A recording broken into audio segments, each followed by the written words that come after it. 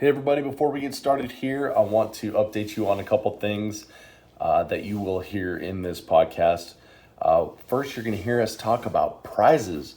And at the time I recorded this podcast, I didn't have an idea of exactly what sort of prizes we would have available. Adam did let us know that we have a $500 gift certificate toward the scope of your choice from Vortex Optics. So thank you, Vortex, for supporting the game. And since I recorded this, I spoke to Jeremy at IWI, and he's going to provide us another 12.5-inch Zion AR pistol, which is really cool. Thank you so much, Jeremy, for supporting the show, and thank you to IWI. Also, a new sponsor has come online, and that is Hunters HD Gold, and they are going to provide a $400 gift certificate to the high-scoring TAC Ops team and a $400 gift certificate to the high-scoring Open team. So same way we did it last time. Whoever has the highest score on their TAC Ops team gets $400 certificate, and same thing with Open. Thank you, Hunters HD Gold, and really excited to have you come on board. Also, LAG Tactical is back. The prize TBD, they're going to come back with one or more prizes. We just need to work out the details, but they are back. They're going to support the Fantasy 3-Gun League.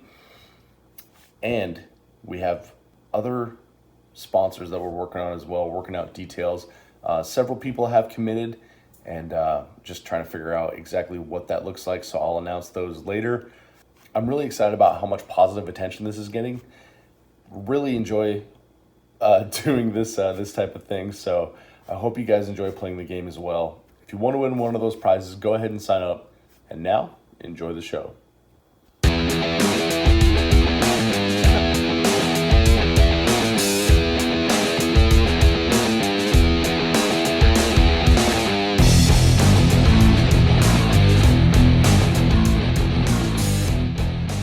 Welcome everybody to the 3-Gun Show. I'm your host, Dave Hartman.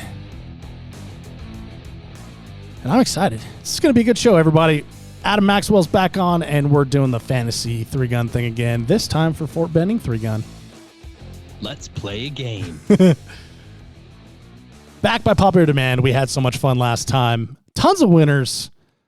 Tons of great feedback from people that played the game or listened to it. And sounds like this is something we should... Tons of requests for round 2 at Fort Benning 3-Gun. Yeah. So we're going to try it out here. We're going to see how this goes. And the goal here for anyone who hasn't figured it out yet, we're trying to work the game out while playing it. And so we made some tweaks this time around to the Fort Benning version of this one, but small ones. Little tweaks just to make it a little bit better, and nothing too crazy out there. Examples like the tiebreaker for the duration, how long we have it open, some scoring, stuff like that. But the overall feel of the game is going to be the same, and the idea is that we take what we learned from doing these two matches, the Vortex Shootout and Fort Benning Multigun, and turn it into something cool and do it next year and refine it, all that stuff. So there we are. What do you think about that, Adam? Well, sounds great to me. So what's going on in your world this week, Adam? This week gearing up for, you know what? I'm going to have to eat some crow here. If any of my Arms and Arms peeps are listening, I'm going to an area USPSA match. Nice. Why do you have to eat crow? Back in the day, I said I would never do it. Wouldn't travel for a pistol match. Blah blah blah. It's not exciting enough. This, that, and the other thing.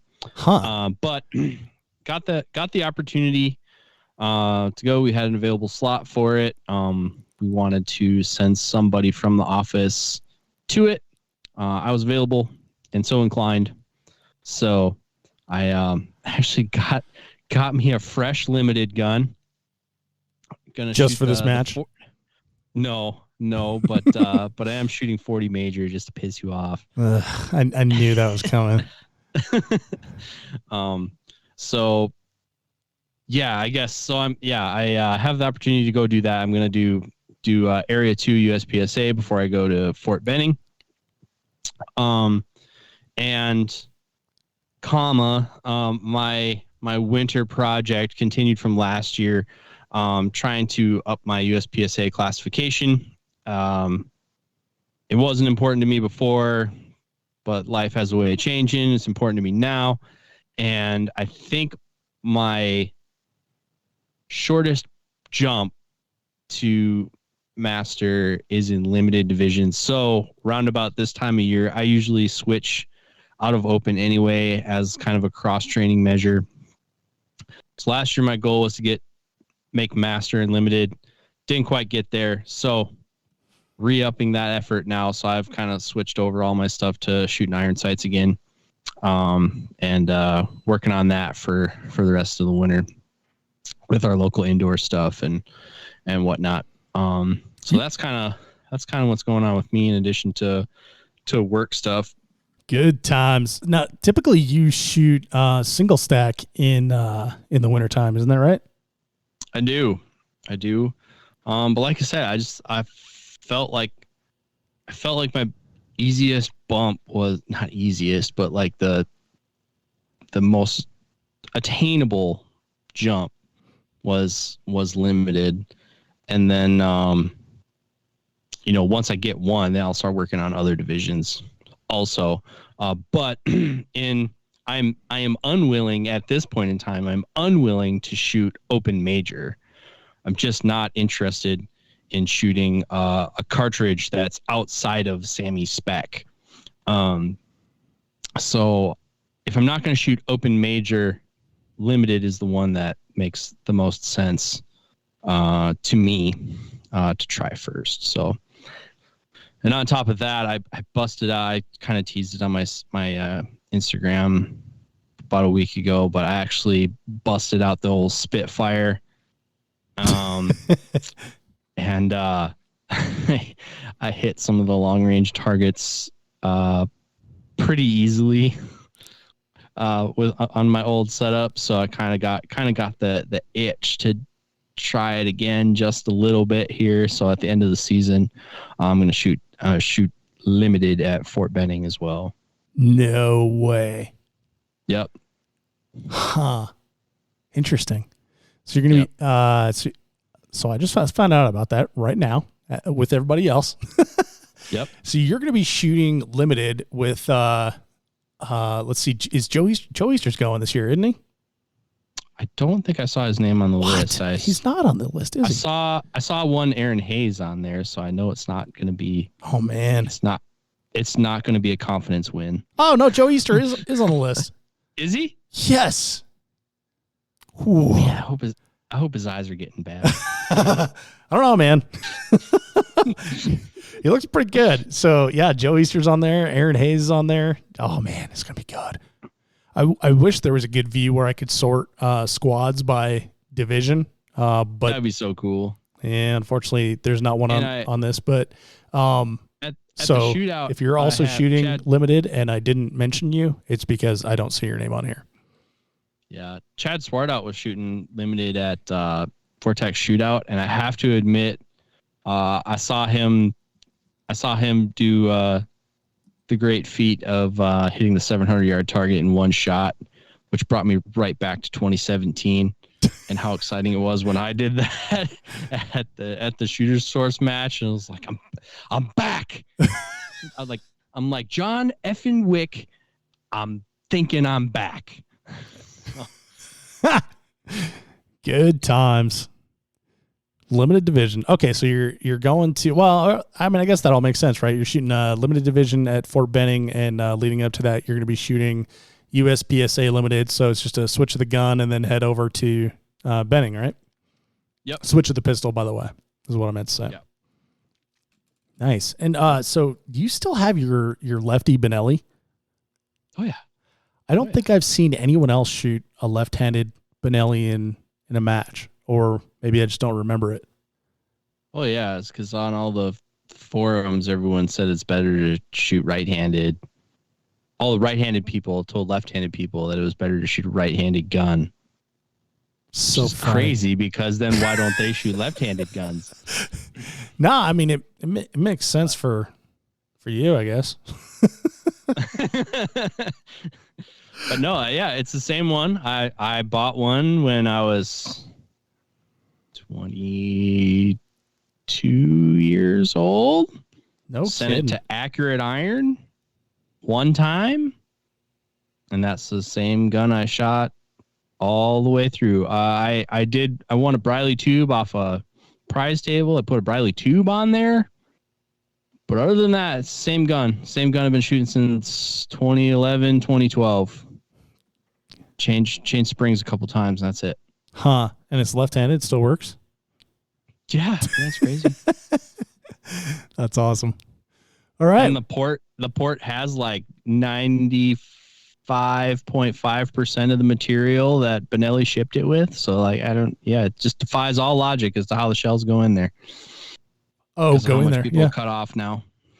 Yeah, it truly is amazing, like how far we've come as far as like port work goes on shotguns from like the old days, like where you just took a little file and kind of cut the edges down so you wouldn't like nick your thumb for trying not to the get weekend cut. shuffle. To all of a sudden, like, yeah, a bunch of now we're material making off there. funnels and stuff like that. Yeah. Now let me ask, Trigger guards. when you started shooting that Benelli, did you weekend load underneath, or was that during the? Oh, nice. Oh yeah, I kicked it old school. Well, see, that's why the port is low, or excuse me, cut how it is because didn't even exist at that time. Quad loading didn't even exist. Yep, that was the beginning of my future arthritis, I'm sure. Well, it's your right hand. You don't use that one, so you'll be fine. F it, yeah. Good stuff. All right, Adam, should we talk about some matchups here? I'm excited to looking through the squad list to see who is showing up to Benning, and it looks like it's a good going to be a good match. Talked to I think it was Nate that told me that they opened up another portion of the range, so they're going to be doing some fun things with stages. Benning always just seems to bring the heat as far as elaborate stages to build. So exciting times. I was signed up last year, didn't get to go because the government wouldn't allow people to commingle with civilians or something like that. I can't remember what it was, but yeah, pretty much everything military was locked down this time last year. But yeah, I'm super stoked to do. It didn't even occur to me. We were just trying to do this game once just to try it, and then so many people brought it up that we should do it for this match. It made all the sense in the world. This match has a ton of depth. It's a very traditional match. Well, it's traditionally run for a long time. I think the flavor of it has changed in accordance with who's actually running it because people move in and out of the unit. The Army Marksmanship unit, not the unit. The interesting thing when you look through the people, like you said, long history here, right? So we have, even though we didn't have data from last year, we've got 2019, 2018, 2017, 2016, 2015. But it's also interesting that the top 10 people in open in 2015, there's only one person whose name I even recognize, and only one person that I would even see at a match these days, man. Well, I don't know. I guess if I don't recognize his name, I wouldn't know. And the match was discontinued for a time. Yeah. There was a lapse in having, but I mean, like, and part of, I'm just pointing out that the turnover in people that are shooting this sport is huge. So, when you go back and look at 20, let me talk real quick. If you go back and look at the people that are shooting from 2015, like those people aren't even shooting anymore. And if you look at a lot of the people that were shooting 2015 in TAC Ops, those people are shooting open now. Yes. When I was going through, when the handicap committee was going through and finding out who was past performers that are currently signed up, really easy for the first couple of years. These last couple of years, those are names I recognize. And we get further back, we see these names like I've never heard of this person. You know, I'm 10th place in 20. Oh, I should probably look up who that is before I say that. But fifth to 10th place 3-4 years ago. Like, yeah, those, especially in open, like those are average dudes. Like they're they might be shooting in a t-shirt. They just might not be someone you've heard of before. So I had to look at the list really hard, make sure they weren't in there, because they weren't names that just jump off the page to me, like some of the more known pros or my friends or anything like that. So the turnover's been I noticed that as well. There's example 2016 Hunter Kale, 4th place open. Hunter, come back. Miss you, buddy. Yeah. Or who else jumped off that to me? 2017 Jojo Vadonis jumped out at me because I think of Jojo as like primarily like a left coast shooter, and so that one kind of stood out to me there. Nubs 2016. Nubs isn't shooting anymore. I already said Hunter Kale. Oh, you did? Hunter, okay. Nubs, Kale, and then let's see, 2017 Jacob Blount. I was really surprised to see him in open. I typically think of him as a limited shooter, but maybe I'm mistaken on that. But yeah, that one kind of surprised me. But a lot of people that you look at in the TAC area are the it's like looking at the top 20 Pro Series list for 3-Gun Nation, right? Like there's a lot of names that were chasing it at that time, like 2015 TAC. You've got Taryn Butler, Nate Staskowitz, Jacob Betzworth, Todd Jarrett, Jason Edwards. Like, okay. Chuck Anderson. Yeah, I don't know if Chuck Anderson's shot a 3-gun match since this one, Mike Cassidy. Mike Cassidy was 3-Gun Nation Pro, match director of the original TFD. He's kind of... Oh, right. You'll still see him on Instagram a little bit, but he's not shooting anymore. Yeah, Raleigh Hard, haven't seen him in a while. Of course, I haven't been back east 3-4 years, something like that. Yeah, it's pretty interesting looking at the folks. But, then there's like the people that we know that are still out there killing it now, like 2017 TAC Ops. You got Tilke. You got Casey Ryan. He's signed up again this year. Riley Croft was 10th in 2017. Like, it's kind of a mix. It's kind of bittersweet. You're like, oh man, I miss when so-and-so used to come to matches. And then on the other hand, you're like, oh, look, so-and-so is moving up in the world. I don't know. It's interesting to see the flow of it. Like for me, one of those people is like Jake Latola. I see Jake Latola's name on here quite a few years. Mm-hmm. I used to travel with Jake a lot. We're good buddies, and he's kind of, I've moved away from the Minnesota scene, and he's kind of gone in a different direction as well. I don't know that he's actively shooting right now, and if he is, he's not shooting nationally. So, but yeah, some of those names are pretty trippy on there. Yeah. All right. So let's move on to the game, man. Let's start talking some handicaps here. So again, the way this works is, so the handicap is a number that we assign that's kind of an average based on where you finished when you shot this match. And again, we're only looking at the top 10 for simplification's sake. There's actually like several hundred people that are signed up for the match already. Dave, now this is maybe a little bit of my match director side coming out here, but you have the rules in front of you. Could you please read them verbatim for the audience so that we understand how the points and the handicapping system works? Sure, no problem. So the rules are easy. The goal of the game is to have fun. So we're here to have fun. So please have fun if you're a part of this game. You pick 3 competitors from each division, TAC Ops and Open, to determine your teams. Okay. And we will publish in this episode. Go back to 3gunshow.com, look at this episode here that we're talking about, and you will see the list of competitors for you to choose from. Then follow the link that's on that page right there to the 3 Gun Show store. You will go ahead and pick your 3 competitors, hit send, make your get some merch while you're there. Get some merch while you're there. Yeah, several of you did that last time, which is really cool. you'll make your selection of your 3 people. You'll hit send, and then you will go ahead and make that purchase. Again, we're just gonna make it $5 to play here. Okay. So then after that, scoring. Let's talk scoring. So points are awarded based on the match finish of the competitor that you choose. All right. Now, only the top 10 in each division can earn points. So if a competitor places higher than their handicap, they are worth double points. Example.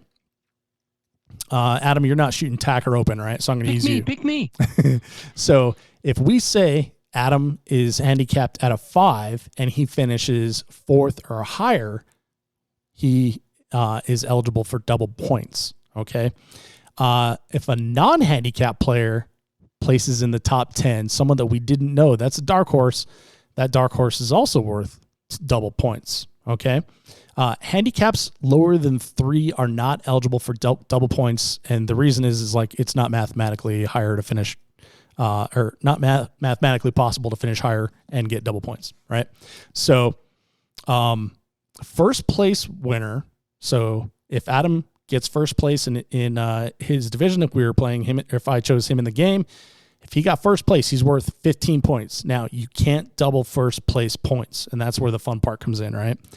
So if Adam finishes second place, which is typically worth 9, now I said that we handicapped him at a 5. So if he finishes second place, which is typically worth 9 points, we're going to double that and give him 18 points. So it's interesting. If you pick the right competitor, they're actually worth more points than first place, and that's true for second and third place there. So, what if I finish 7th place? If you finish 7th place, that's lower than the 5 that we thought you were going to be, and so that's single points. So you will get 4 points, and it's just the inverse of where we're at, with the exception of first place. So first place is worth 15 points. Second is 9, third is 8, fourth is 7, on down to 10th is 1 point. Okay, so it's 1 to 10, 10 to 1, right? With the exception of first place is 15, 5 bonus points for being got an awesome. Extra 5 because they won. Hell yeah. So that is scoring and rules, and handicaps. Let's talk handicaps. Yeah, and then so the point there, I mean, this is addressing what Dave calls the Horner problem. Why wouldn't everybody just pick the best guys? So this is how we give some depth to the field for purposes of the game, so that you pick different people, so that hopefully we have a point spread and everybody doesn't pick the same 6 people and have the same score. And the reason that we are in the top 10 is simply because it's a lot of work to do this, and more shooters equals more work. So we're trying to keep it simple and fun right now, and then possibly open it up depending on the feedback we get for the audience for next season. So that might be on the table. So keep that in mind when we ask for your feedback. We're just kind of giving you a Rubik's Cube to play with. There's harder puzzles that we could do later. Yes. All right. And I think also, before we get into that, Dave, we kind of wanted to talk about our hashtag disclaimer on we're doing this for fun. Oh yeah. The athletes certainly not worth being, or not used to being talked about this way. I'm sorry. So they tend to take this kind of thing personal. It's not, we're talking about the essence of a competitor, not them as a person. Yeah. So we're just having fun, and keep in mind that if we say something spicy about somebody, we're trying to get people to pick them, and we're also probably friends in real life. And we're probably comfortable in our friendship enough to say something like that about you and know that you won't take it super personal, or you have thick enough skin. So just, if we're talking about you, it's all in good fun, and we think that you'll understand. Don't add us, bro. Yeah, the way this came about is I did get a piece of feedback from a listener saying I was a little hard on Jay Christensen in the Results podcast. And I went back and listened to it, and without context, yeah, I definitely was a little hard on him, but Jay's a good friend of mine, and I talk to him at least once a week anyway, and I know that he can take that. I think I even heard him laugh about it. Yeah, he did. And then I actually even spoke to him before we recorded that podcast, so I already talked to him about it. So it's more of more fun. So all right, that's enough disclaimers. Let's move on. Let's handicap some people. We really don't like you. We just won't talk about you. And then you got to wonder if we don't like you or if we just forgot. Who knows? Who knows? Okay. Open division handicaps. Hey, Max, you're on, buddy. All right. So combing through, it was a long flight from Detroit to wherever I was going. But I went through and I combed through all the names of all the past 5 years of competitors currently signed up as of today and squatted and claiming shoot open division. We have Mike Whitesides, Tucker Schmidt. I shouldn't have started using first names, so I'm going to get one wrong. Mark Zebart. And here it is. Willis. What's Michael Willis? Mike Sexton. And Derek Dumont. Yes. So previously finished top 10 at this match in open division, currently signed up, currently claiming they're shooting open division. The one that jumped off the page to me is the man, the myth, legend, Mike Whitesides. The most consistent performer, I would say, in open division and at this match. Like, he's kind of been a mainstay for a while and a mainstay in the top 10, kind of wherever he goes. However, he's also in the industry, so like as his business has taken off, that kind of cuts into some of his practice and shooting, from what he tells me. So in the past, he has finished 5th, 3rd, and 2nd. And so handicap committee is putting him at a 3. I would call it a weak 3, though. Like, he could go either way. He could either come out and win the whole dang thing, or he might be more of a 5th place guy. Not really sure. I haven't seen Mike shoot recently, but based on his previous performance, putting him at a 3. Dave, what are your thoughts on that? Man, Mike is such a great shooter and super passionate about shooting, but we did just come off the biggest gun sales year ever. And I'm not sure how his practice is going. And then you got to throw in the COVID factor, right? So if you've been at a major match this year, attendance has been down, ammunition has been hard to find, et cetera, et cetera, et cetera. And open division is super hot. They're making a ton of open guns. I don't know. Yeah. Now I wish I would have talked to Mike. Hey, the other day. Mike, did you ask him? Hopping. How does Mike look? Does he look healthy? Does he look spry? Does he look fast? What kind of shoes is he wearing? Ooh, I think he was wearing Solomon's. Does he have facial hair? No, but I don't think it comes in really good. So I think he's always kind of shaved. Yes, well, he's typically beardless, right? So if he's got a beard, then you're like, okay, well, he's already in winter hibernation mode, so maybe he's going to be a little slow. Land's well on his way to becoming a samurai because he's got the ponytail going on. Dude, when you see that man run on the range now, he's got a mane like a stallion. Yes. Like an Asian Fabio. I just had him on the podcast a couple weeks ago. I guess we recorded, and when we started, of course, we had the video on. I was like, Jesus, Land, like that is the most amazing head of hair I've ever seen. Wow. But yeah, when I was there, Mike, he was kind of saying kind of what I alluded to, in that he's like, yeah, I'm super stoked on it, blah, blah, blah, but haven't been practicing as much as I would like. However, if you've been around the sport for 10 minutes, that's what everybody says every year. Yeah. So I don't know. I think old boy could still come out swinging. But like I say, I feel like 3 is a solid handicap for Mike. He's definitely a safe pick, but will he get you double points is the question. I want to put Mike at a 4 on this one. And like mathematically, it would make sense for a 3. 5 plus 3 plus 2 divided by 3 is 3.3, right? But right. But I kind of want to round that up and just call it a 4. What do you think? But I look at the other people in this field, and so like on any given match, I feel like Mike is a 4. But I look at this field and I'm like, well, who's gonna beat him? And I kind of think he might have this match's numbers. That's kind of why I put him at a 3, but I notated kind of a weak 3. You know what? I just realized that the AMU doesn't shoot their own match.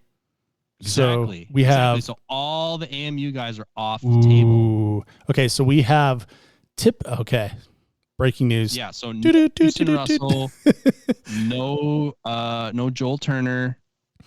Yeah, we're calling that a 3. Yeah. Cool. All right, who's up next? Tucker Schmidt? T. Schmizzle.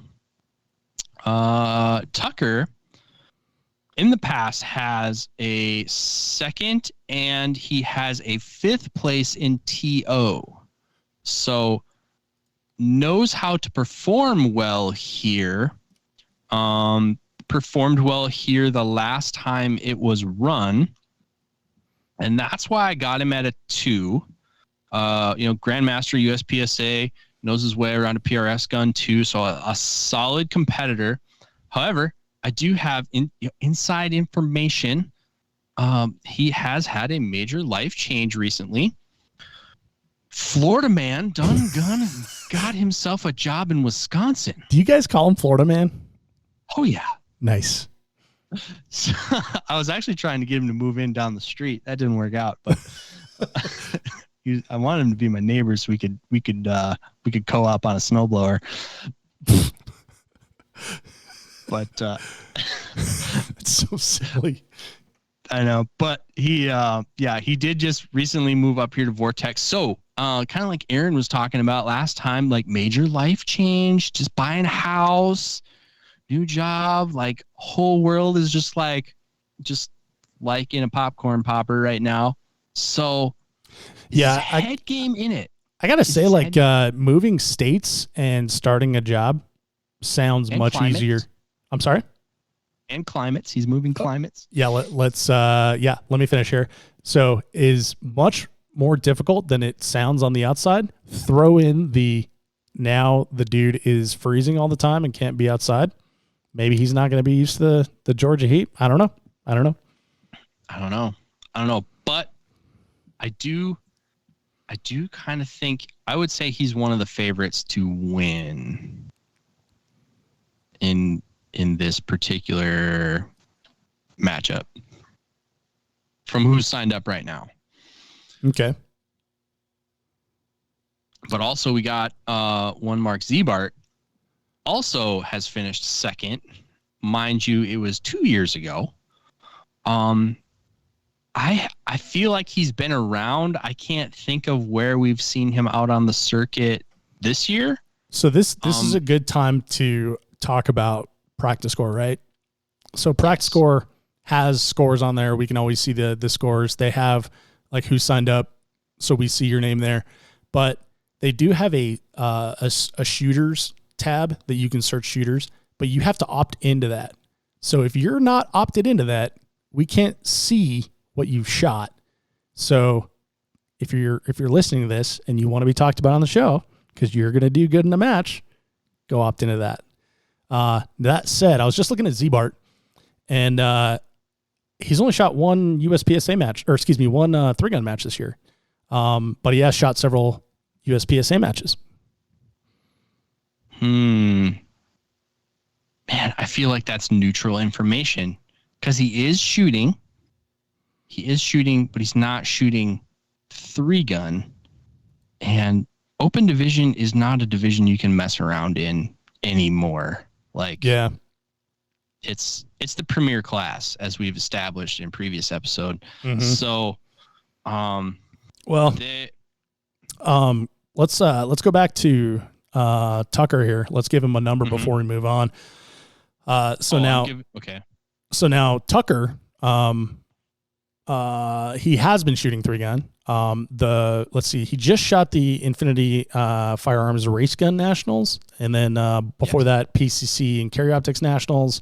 Before that, Microtech 3-gun championship, some long range stuff, and then the list tops out and bottoms out. I can't see anymore.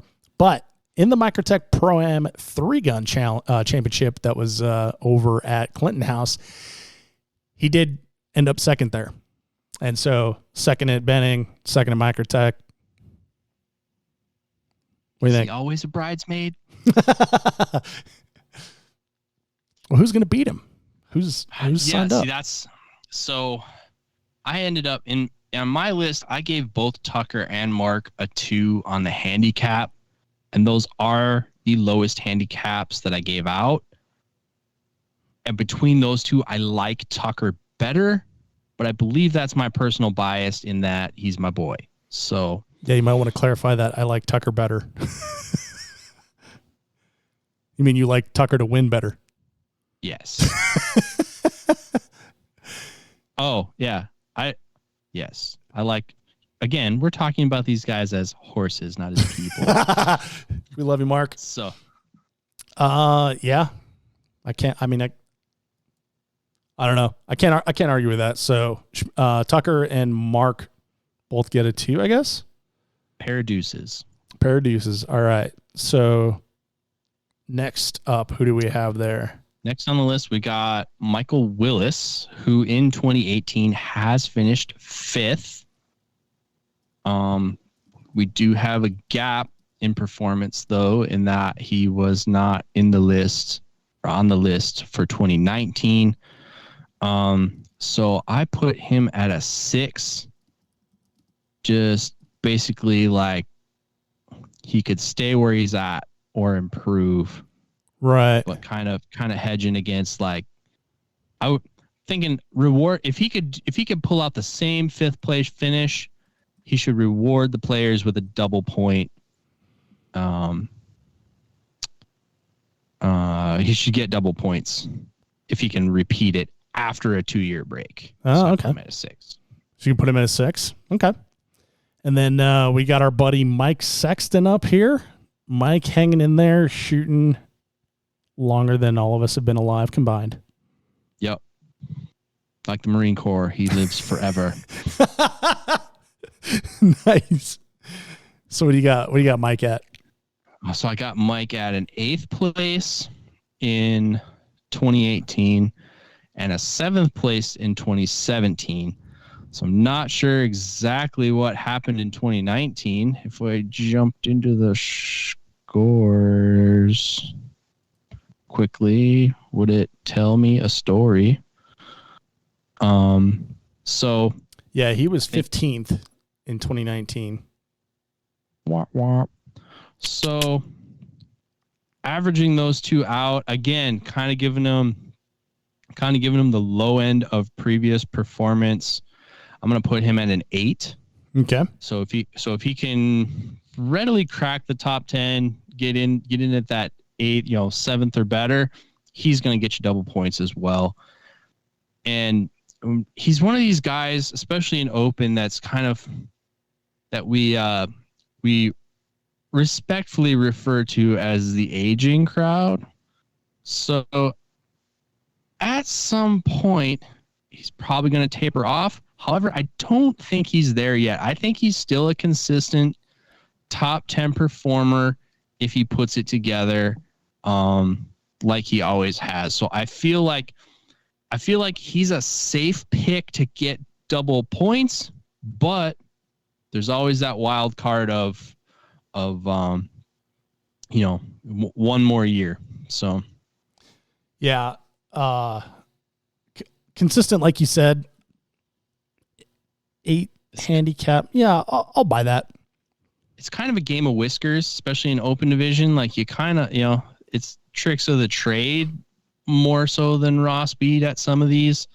So I think Mike's a smarter, not harder kind of pick. Like he's going to shoot a match smart. Have you shot Benning before? I have not. I've seen bits and pieces on YouTube. So, but that's I see a lot of technical things. That's what I would expect based on the videos I've seen in the past and stuff like that. I'd expect technical things from Benning. It doesn't ever seem like a hose fest, but it does seem like there's always a hoser stage. So on technical ability, Mike certainly has it. Mike Sexton certainly has it.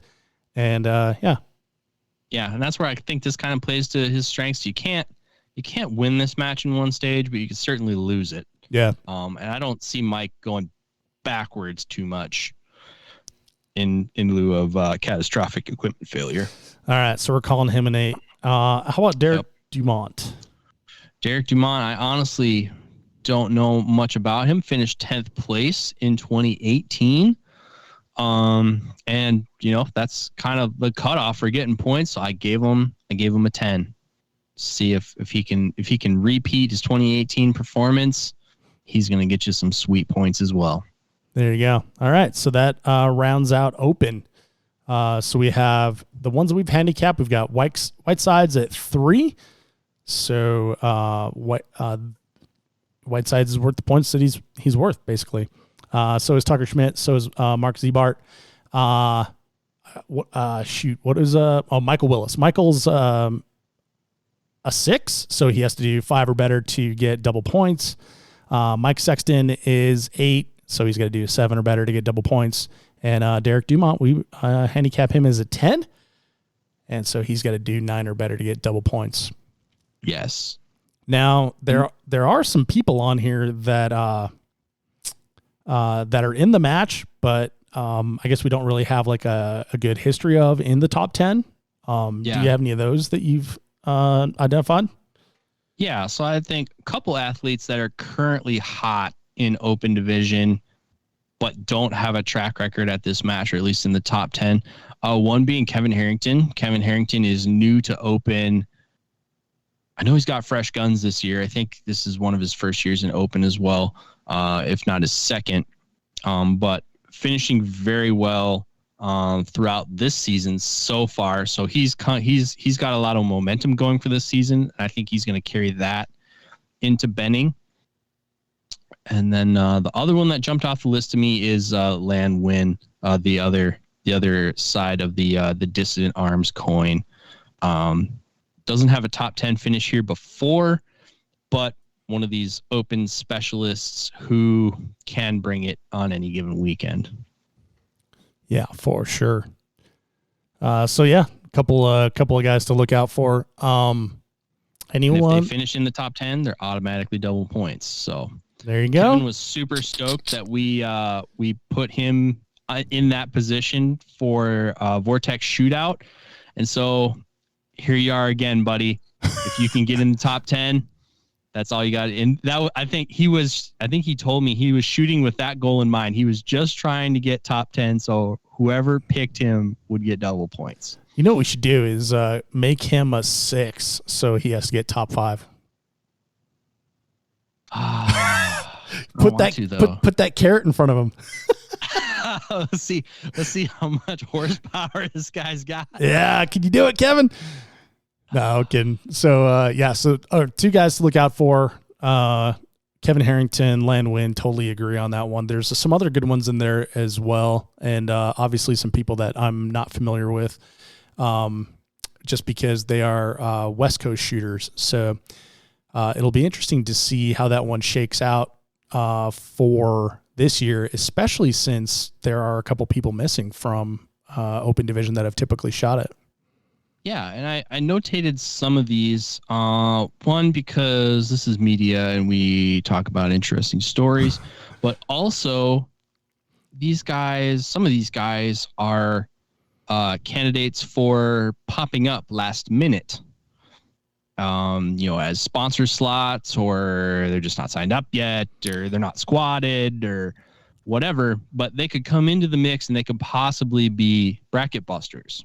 Now, one thing to keep in mind, Adam, is that we will be getting a list we're going to try to get a list from the AMU, or I guess the match directors of the match, and publish the current roster. The one that we have on Practice Score right now is fluid, and it looks like there are a couple sponsor slots. So by the time this show is posted, we'll have the whole list for people to choose from. So hopefully within the next couple of days here, the people that AMAX is about to list can get into the match. Yeah, but these are guys that in real life, guys that we talk about in the notably missing, in real life, if they score in positions that are fantasy pointable, but they're not on the list, they're essentially robbing points from other people who are in the fantasy. Yeah. So just like the last match that we did, I guess.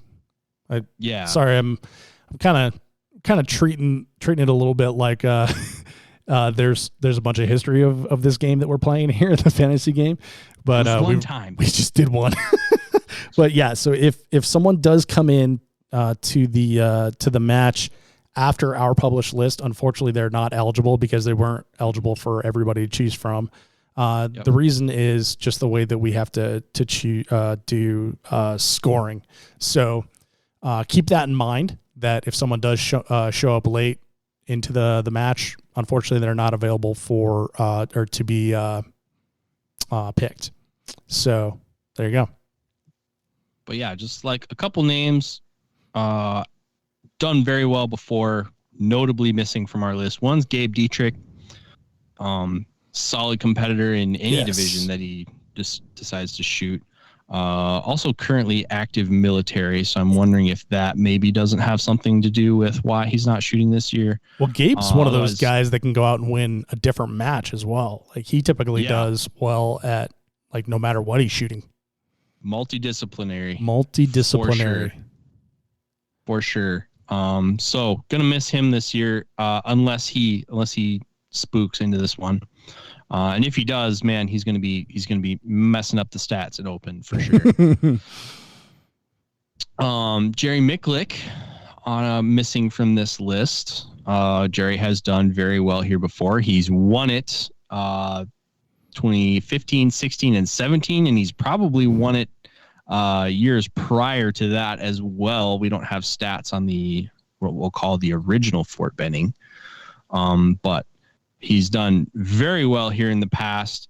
He was at the Vortex shootout, but he's notably not on this list. However, a sponsored shooter, and myself knowing how sponsored shooter stuff works sometimes these guys are planning on going to the match. They're 100% in, not visible in practice score just by nature of how match directors handle putting those people in.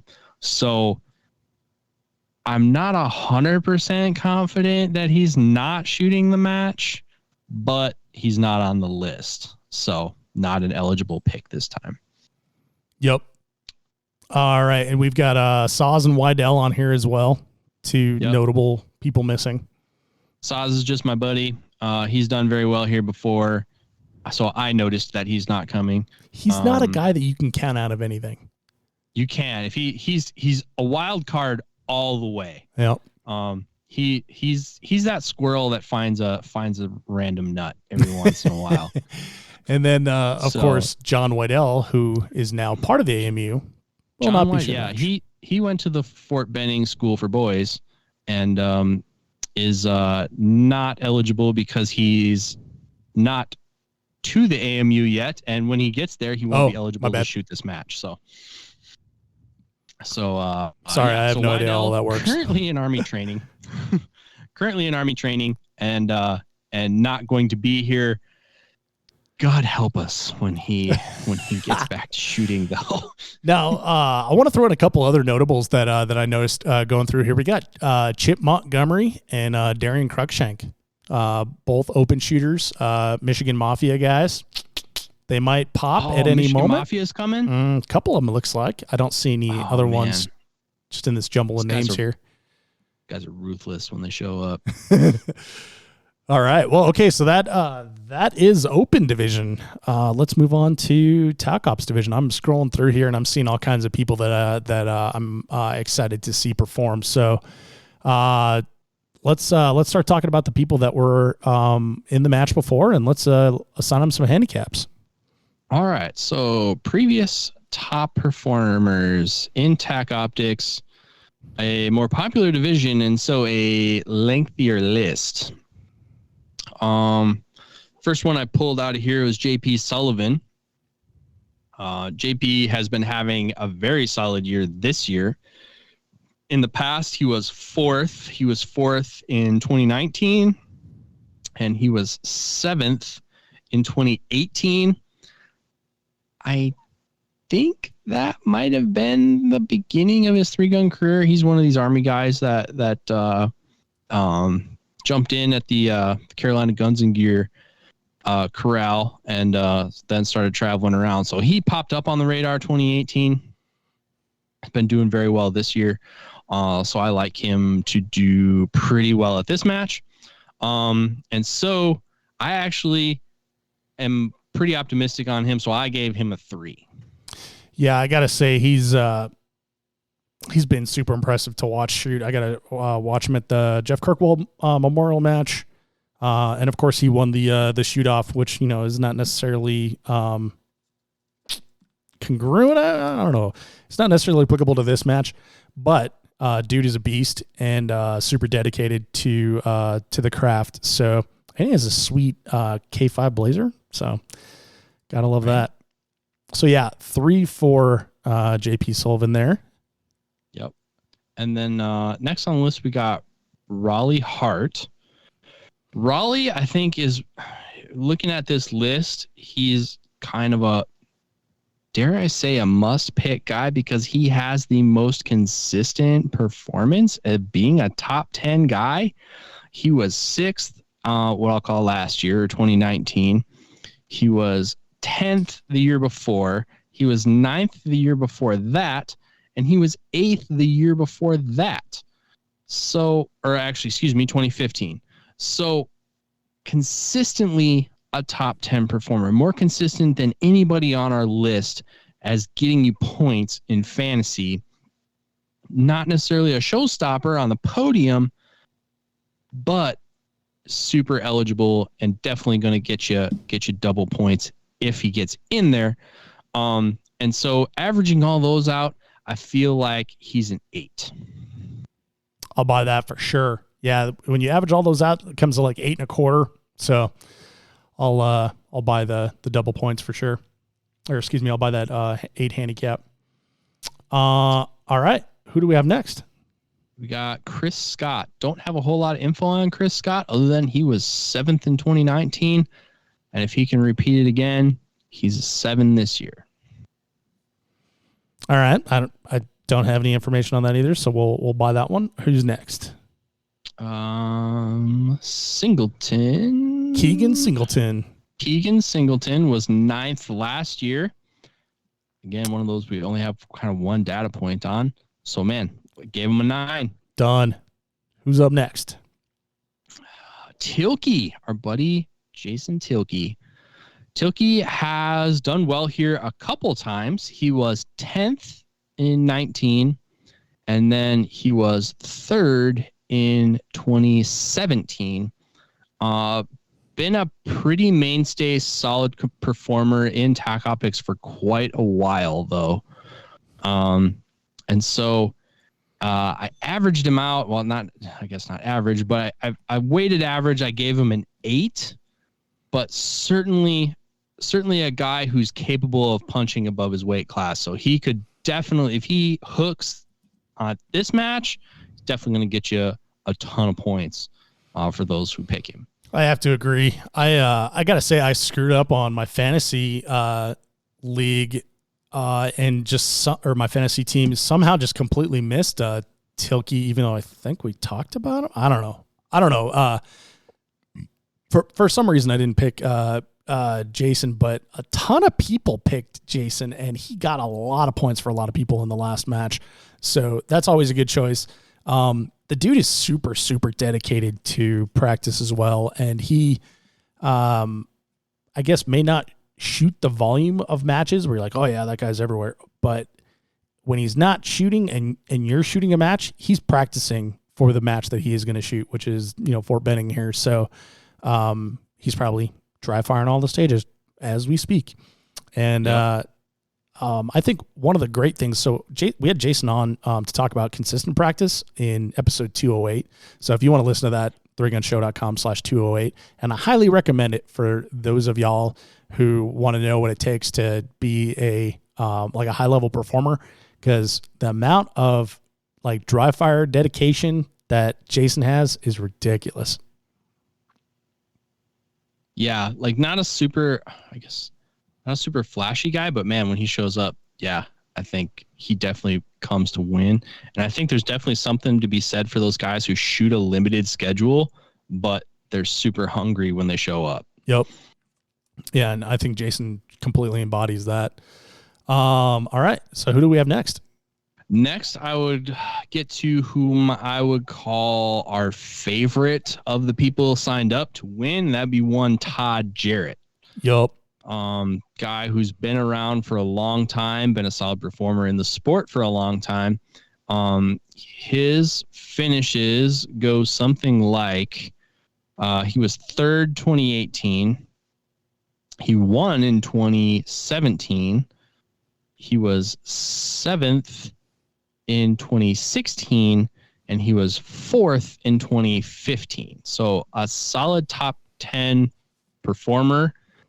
Many of those times in the top 5, a pro for, I don't know the exact stats on him, but he's one of the first names I ever learned. So, I mean, he's been a professional shooter going on 20, 30 years.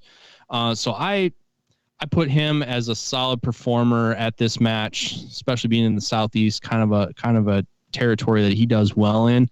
So I handicapped him at a 2. I'll buy that for sure. I think that's a solid, especially looking at the other people that are in the match. Solid. Yeah. Solid. Safest pick on the board. Probably not going to get you double points. Well, not going to get you double points, but he's going to score you some points, I think, no matter what, unless that proverbial tree root jumps out at him. How dare you? He's probably going to do pretty well. Yep. All right. Who's up next? Buddy Knight. Buddy Knight finished 6th in 2018. So we're giving him a 6 if he can do it again. I'll buy that. Buddy's a great shooter. I've shot with him, I think, maybe it's just the same match or something. But yeah, he's a good shooter. Yeah, so 6 for Buddy. Who's up next? Is that Casey Ryan? Yep, Casey Ryan also shot 6 the year before. So that's the only data point we have on him. So giving him a 6th as well. I haven't seen Casey Ryan in a long time. What's he been up to? Casey, where have you been? Bro, where are you at? It's probably more of like, where's Dave been? But yeah, right. Yeah, it's kind of interesting how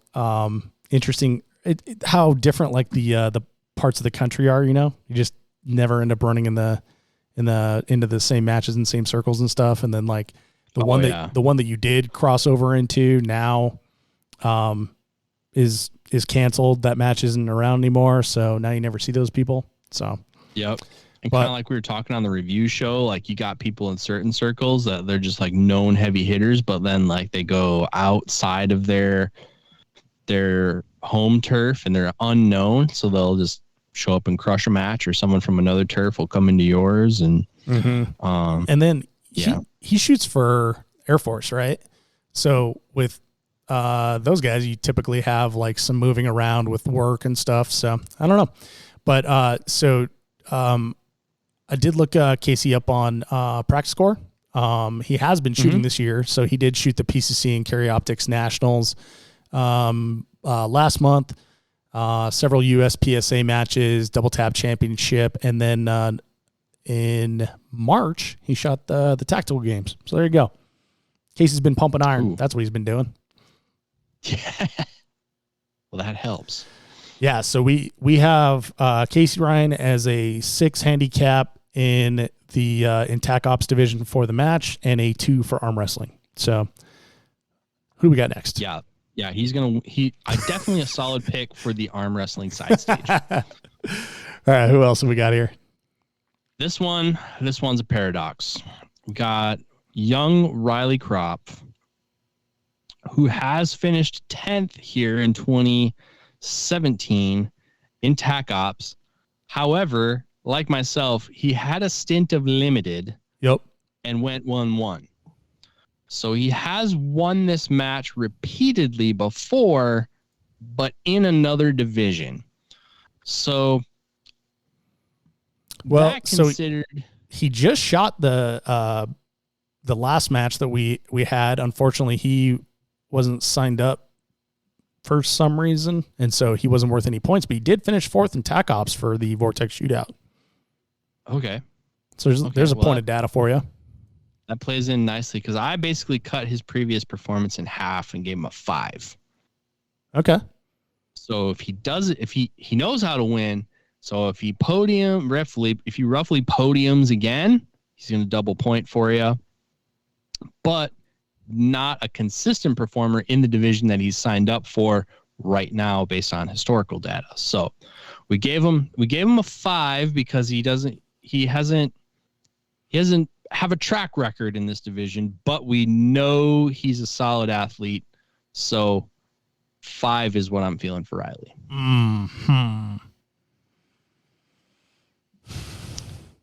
I think I'm going to ask for one place here and pop him in 6th.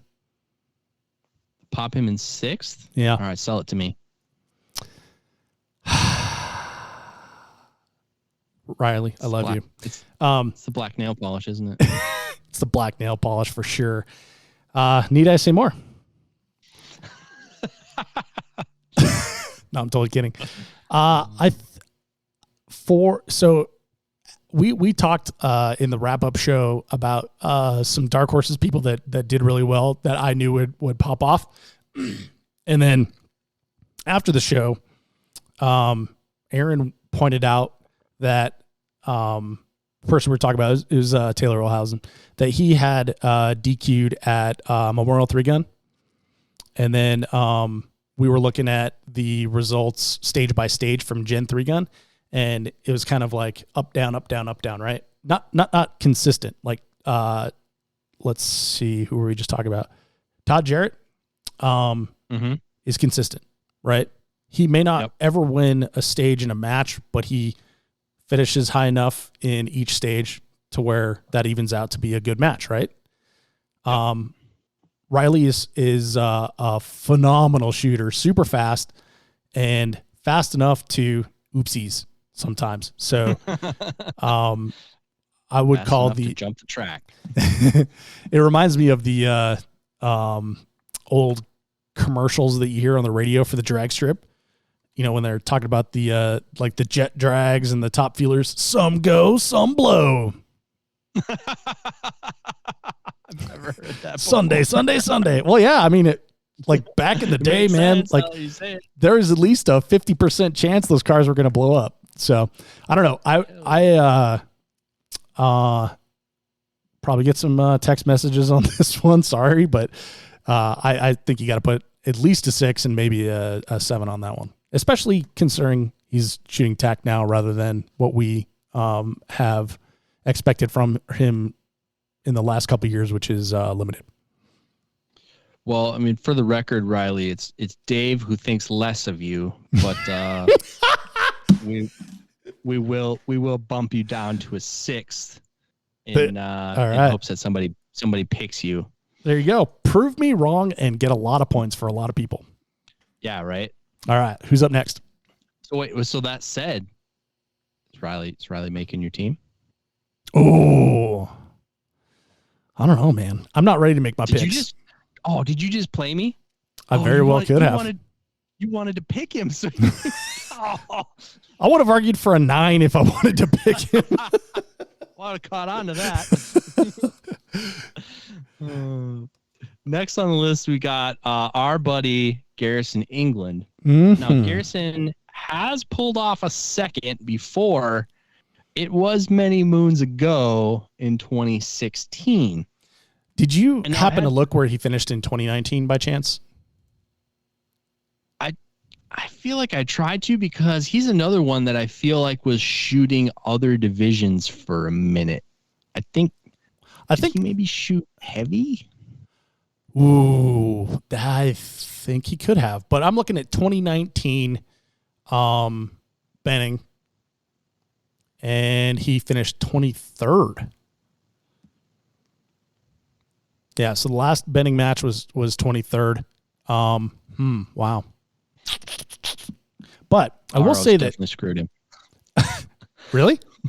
No. Oh, I will say that Garrison is one of those guys that does not get enough credit, and he flies under the radar, so he's one of those dudes you could just like, oh, Garrison's here. Hey man. And, not even think anything of it. And then end up standing behind him in the prize table line. So can't count him out. He's a sleeper. Whether he's going to wake up at your match, that when you pick him or not, that's the deal. But like Dave says, all of a sudden he's ahead of you in the line and took the thing that you wanted off the prize table. So what? Okay, we gotta talk about his number 2. So you gave him what? I was feeling a 5. Okay. Typically, I would agree, but we have been using math in the last couple. Did I just have a stroke? Though. Did you hear that? Like I felt like my lip went dead. We have been using math in the last few here and a lot of feelings. So if you do the math of 23rd in 2019 and then second in 2016, and unfortunately I don't have 18 and 17 up here. That would take some time to look up, but you get a 12.5. And 12.5. So what, you want to give him a 10? Nah, I don't think a 10 is right either, because I think he's solid top 10. I expect to see him at the top of the list. I do too. I expect to see him top 10. 5. Well, because then let's see. So then he's got to be 4 or better. Yeah. Okay. All right. I'll buy a 4, or I'll buy the 5. Buy the 5? Yeah. Okay, I was gonna say, because then who's the third person on your tag team? I think I just talked myself. Yeah, I know, right? I think I just talked myself into accepting your assessment of a 5 there. Boom. There you go. Thou shalt not question the handicap committee. I just figured out why you wanted to take the first crack at handicap now, because I won last week. Oh, you son of a bitch! Try to pull one over on me. How dare you? I was just so excited about this game. I play again. That is what you did, isn't it? You bastard. All right. Who's up next? Steve Sweeney? I did not do that. I'm not that smart. My lead's too high. You've now made it onto a different list, Adam. Oh, boy. Steve Sweeney, pulled off wait a minute. Yeah, pulled off a 6th in 2016. So again, top 10 performer in the past, but it's been a few years. So kind of gave him the Garrison slide to see if he could repeat in similar fashion after a hiatus. I gave him a 10, just not knowing much about him, and it's been 3 years since he was on the 10 list. Yeah, for those reasons there, I'd have to agree. All right, who else do we have? All right, we got the single most popular athlete in Fantasy 3-Gun after our last contest. Lance, you're killing me. Dingler. Lance Dingler. Now, we are the media of the action shooting world. We bring you the tough stories and we ask the difficult questions. So I did do journalism. Did you ask Lance if he's going to work that week? I don't have his number, but I don't either. I do have it. I do have it from sources close to Lance who did speak to him today that he is actually going to shoot the match. And he's pissed. Lance, I would just like to say that anything that you have to say to me, you can take out on Adam.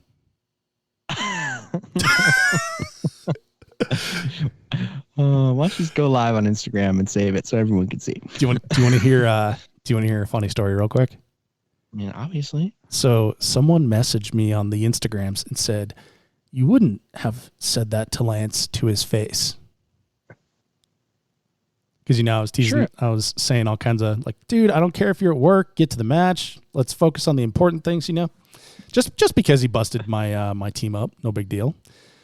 And so this person insinuated that I would not have actually said that to Lance's face, to which I replied, "Of course not." You're correct. I don't know. I don't know him that well. I just said it straight to his face. Oh, yeah.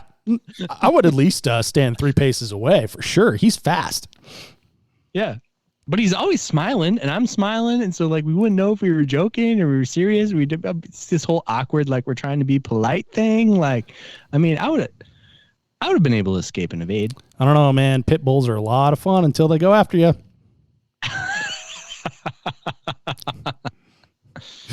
All I'm saying, Lance, is I did you a solid, and I tried to figure out if you're going to shoot this match before more people got mad at you.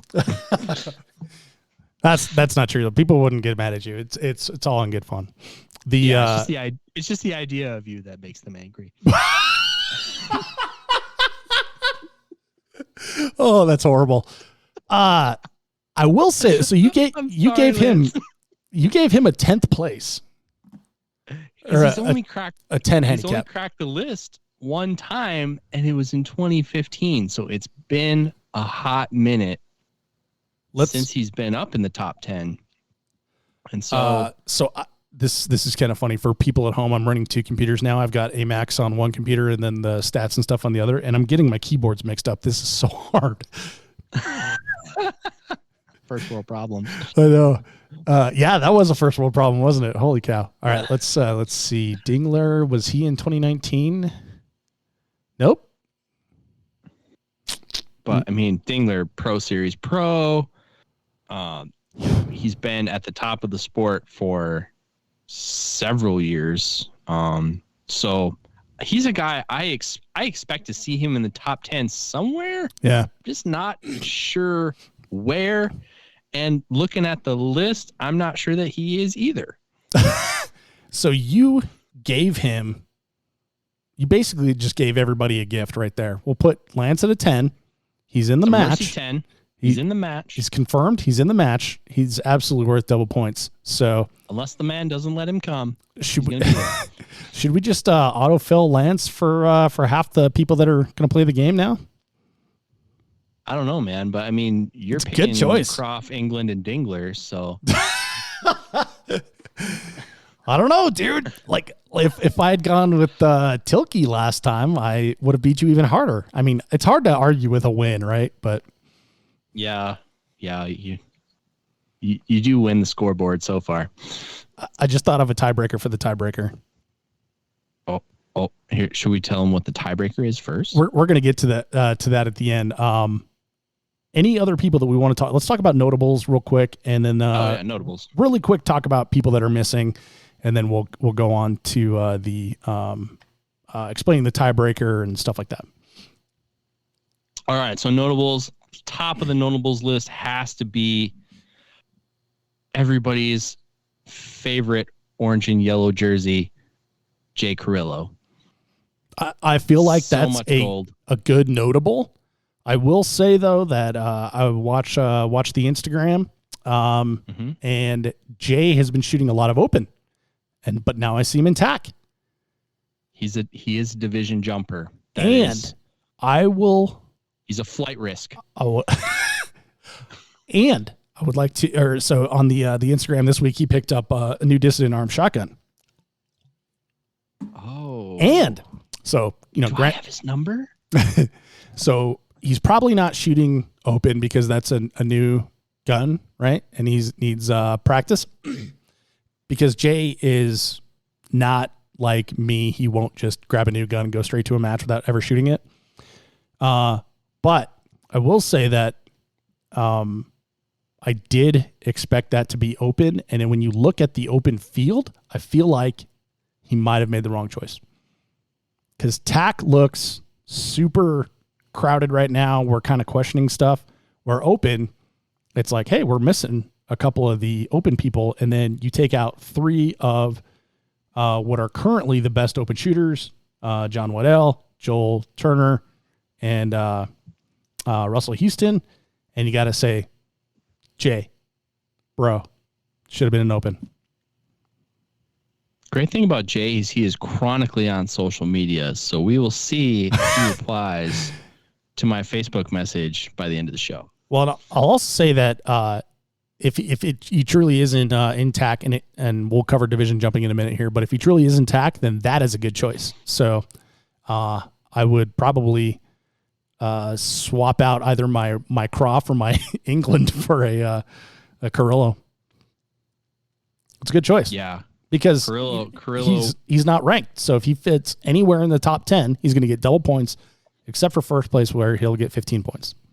Yeah, he's the classic gamble that will pay off big if he pays off. Yep. Who else do we have? Also on this list, I put Logan Toland on here. Mm-hmm. Logan he's been approaching the top 10 in matches that he's been shooting lately. And I think I kind of see him as one of these kids that, similar to a Nate Staskowitz, a John Waddell, a Max Leograndis, like all of a sudden one day, like a growth spurt, they just like the athleticism just hooked and they exploded. And I think he's not there yet. He's definitely got some lessons to learn yet, but one of these days he's gonna hook. Yeah. So I think what you're talking about there is maturity, and that's what we see in a lot of youngsters, and it happens at different times, but there's like a notable switch that gets flicked, and you're like, oh, that person came on, and it's I've been spending a lot of time with Logan lately. And the maturity is coming along nicely. Still got room to go, but like I said, one of these days, look out. He's just gonna clean everybody's clock. Yeah, and I should clarify that we're talking about match maturity, shooting maturity, yes, and not necessarily about the person's personality. Yes. I'm gonna throw when they're minors. So I don't know this next person here that you're talking about. Matt Kalish is one of the Carolina Guns and Gear crowd from Fort Benning. And I'm a little guilty of maybe recency bias on this because my coworker, Bryce, shoots with him all the time. I had a little bit of exposure to Matt at the 3-man earlier this summer. So I think he is a solid shooter and definitely has a game face. Just not sure how well he hooks outside of his local area. So he's another one of these guys that I think could put it together. But we don't have that on paper as a past performance. Yeah. I'll say that, after you mentioned his first name, I was like, oh yeah, I follow that guy on Instagram. So yeah, that is a solid shooter right there. Definitely one to look out for. A couple I put on. Can I take over here? I mean, it is your show. All right, so we got Dave Horn. Dave shot really well at the Vortex shootout, so can't count him out of that one. Our guy that popped last time that we were looking out for, Taylor Olhausen. There you go. He got a lot of. Taylor, you're on my team. No, 9. Got a lot of points for a lot of people last time, and then as you're scrolling through here and you're looking at the different, all the people in the list that we're currently looking at are by squad and not by name or not by division, so it's kind of hard to like have people pop out at you. But we do have Ryan Reed. Ryan Reed's going. And he's shooting TAC Ops. And then we've got Luke and Brady Lawing, who are also shooting TAC Ops. Reed's going? I'm sorry? Ryan Reed's going? Yep. Man, how did I miss that? Yep. Brady Long, Luke Long, we got on here. Jeremy Leitner. Man, there's some heat and tack. I would say that this is a Tac Ops match. Or at least the fight's going to be in Tac Ops. Looks fun. Yeah, I feel like open is kind of your safety net, and then like you're gonna make your cream in Tac Ops. Yeah, I think you're right. Yeah, I think that Tac is where the game is going to get fun for the warlords. Is that what we're calling the people that play our game? The fantasy that seems legit.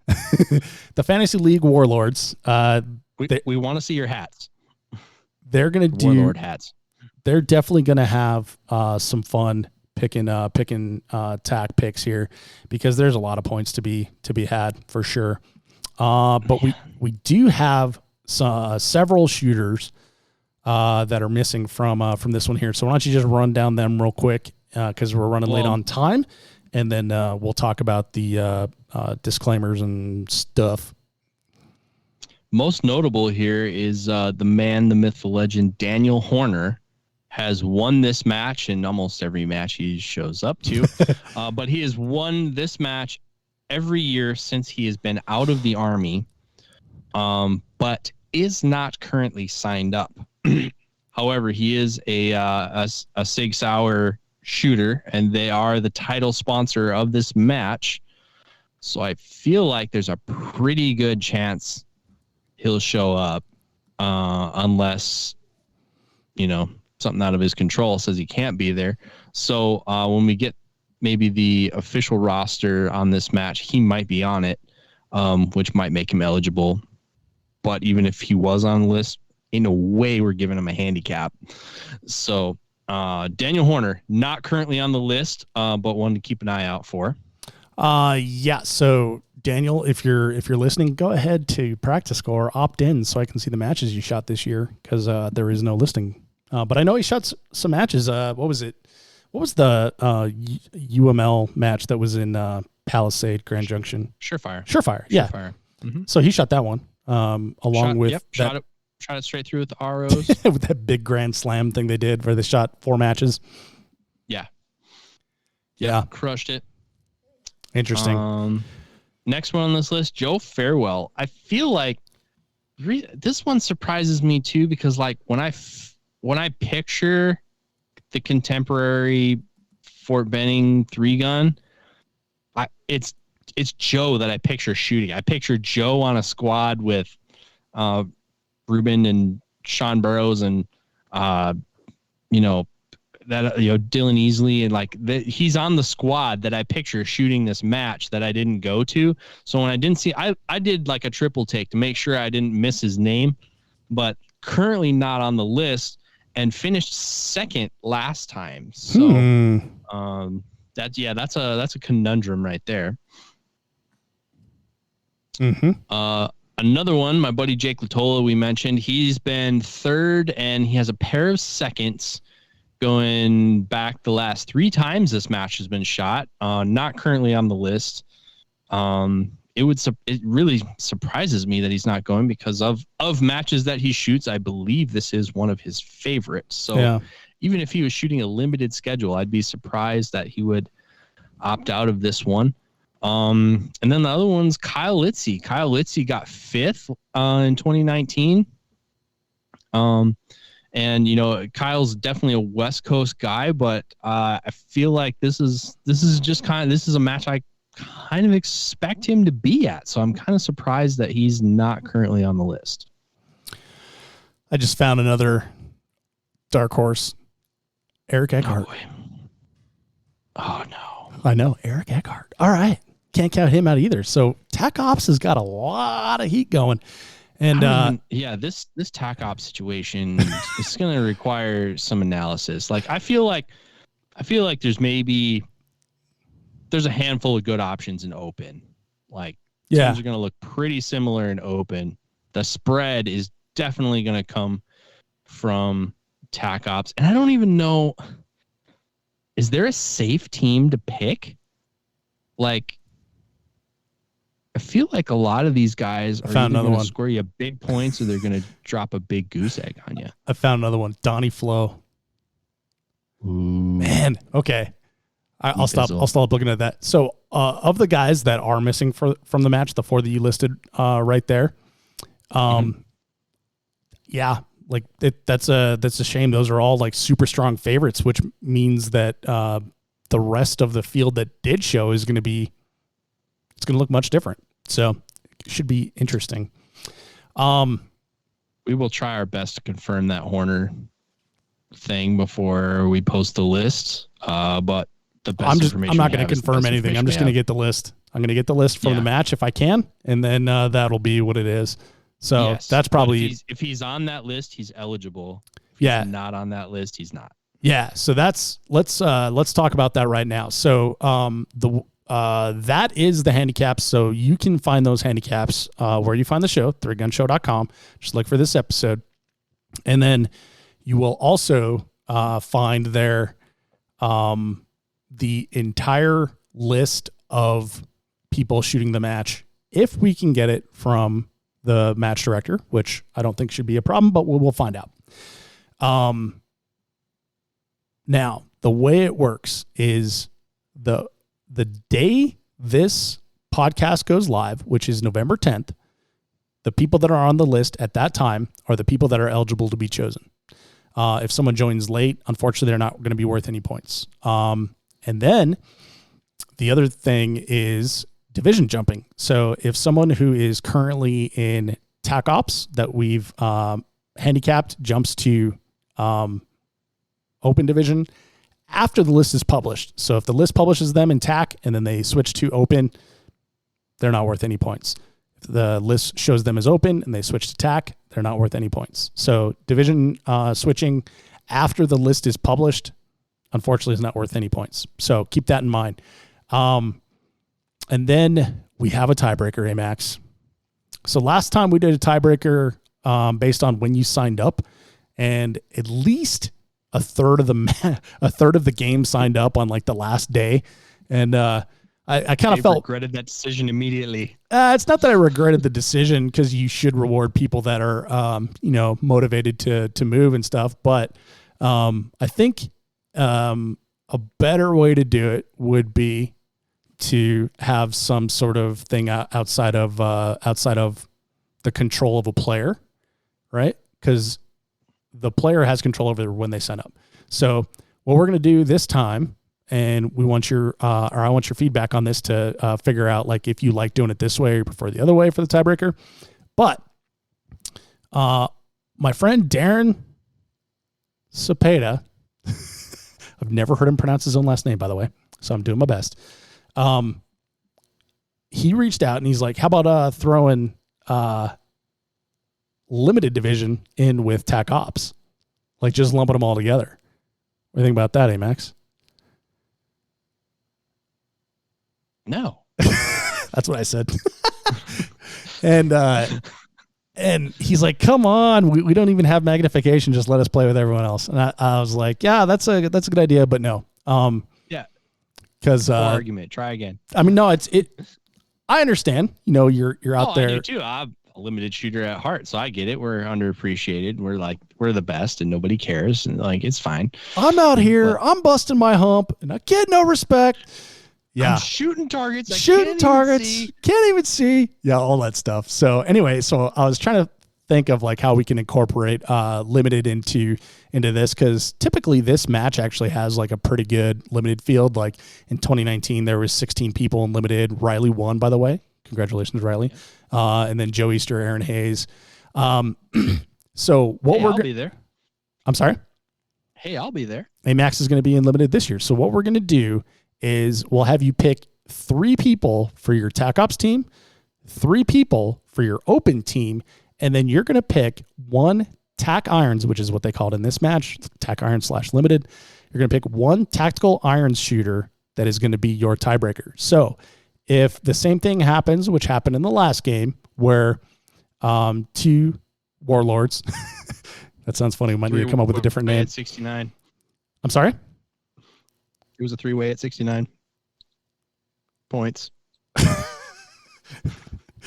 We'll delete that pause and post. Dang it. So if we have a tie between players in the game, it will be chosen by the rank finish of your tack iron shooter. So, for example, if Amax and I both tie on the game, and for example, using 2019 6-hour Fort Benning match, I had chosen Tyler Molding, and Amax had chosen Joel Fox, then I would have won because Tyler finished 4th and Joel finished 6th. Okay, so it's based on the rank only. Yes, I made myself win in that example at Amax. It's a poor example because I wouldn't have picked Fox. No, it's a great example. Because I won. Touche. Yeah, so that's how it goes. So you're gonna pick 3 from your three for your tac ops team, 3 for your open team, and then 1 tac irons shooter, and then that tac iron shooter is gonna be the tiebreaker. Okay, and then if we have to go to a tiebreaker after that because you chose the same guy, we'll figure it out. But one I just thought of as we were talking here is we could do you and me as a tiebreaker, Amax. Ooh. Tell me more. Could that be the tiebreaker? The tiebreaker? The whoever wins the what's it called, the game. Like last time, for example, if they had chosen to pick you or me. Yes. Well, that's cool because everyone's going to pick you except like one guy. No, everybody's going to win. Pick Amax. Nobody picked me last time. No. Not our Fort Benning scores. Our 3-Gun Show Fantasy League scores. Oh. Yeah, so whoever is it the cumulative score or is it for this match? Oh, good point. We might have to think about that. I gotta come from behind to get to TBD. You're asking way too many questions. I haven't thought this out much. Y'all need to tie before we actually have to figure this out. There needs to be a tie of the tie to figure that one out. That's really why we're doing this. We're just going to go to a coin flip. But it'll be live on Instagram. We're going to flip the heck out of that coin. And we're going to make Amax call it. Okay, so there you go. So the game, again, opens when this podcast drops on November 10th. 3gunshow.com is where you find all this stuff. Just look for the latest episode. And then, of course, follow the link that'll take you to the 3-Gun Show Pro Shop, and you can make your selections and your purchase there. And like Amax said, hey, maybe buy a T-shirt while you're there. I always do. The game does close midnight, November 17th, because the walkthrough for this Benning match is the 18th. So you only have 1 week to act. Yes, we reduced the time for you to act on this one. And the reason we did that is, again, this is a pilot program for next year. If it's fun and everybody enjoys it and stuff like that, and we want to do it again. And so we're seeing how many people can actually be motivated and move in 1 week. And furthermore, I'm looking at doing a season, and then we'll throw in individual matches there as well. So that's kind of the rough outline right now. And as it develops, we'll have more information. But there you go. All right. What do you think, Amax? Excited for some more fantasy 3-gun action? Man, I can't wait for this match to happen now. Also, I would really like if folks could let Dave know what kinds of in the field updates you would like. So forgot one big plausible topic. ideas of things that I could do to update you in the field if you're watching from home and you're not able to experience the match in person. If you're just living vicariously through the practice score updates, which only happen once a day, what information can we give you that you would like? Who ate off the food truck? That's what I want to know. Let us know. It's like the pickle thing. Who ate off the food truck? Who tried the spicy stuff in Georgia? That's what I want to know. Who went to Publix, picked up a key lime pie? Yeah. Who went to the fishbowl? I don't know what that is, but yeah. Fish boil? When they boil the fish? Seems sketchy to me. I think it's a crawfish boil, is it? Whatever. Oh, maybe that's what it is. I don't know. Forgot to talk about with an accent, so it was weird. Forgot to talk about prizes. So prizes are to be determined. We'll figure it out. And right now we're playing for a trophy, and maybe there'll be prizes. But we do have Vortex Optics committed to a prize of some sort. I just need to clarify what that is, and then we'll talk to.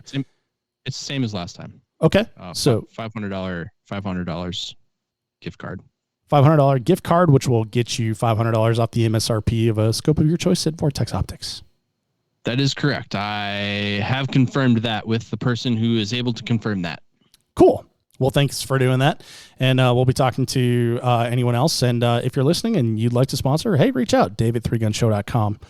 Hey, Max, anything else we need to cover? Man, I think that's it. Like I said, I can't wait for this all to unfold. I'm pretty sure we have the guest lined up for the review show. We have verbal confirmation from that individual. He's always a good time. And just stoked that people had fun with it last time, and looking forward to building on it and creating the festivities that you all can interact with. I gotta say, I'm looking forward to the match as well, and I'm not even shooting it. And 90 minutes ago, I didn't care less. No, I'm just kidding. I'm doing the stats this time, so Dave is going to be like exponentially happier. I cannot wait to see what your spreadsheet looked like, because mine was fantastic. It's gonna be something. We might post it.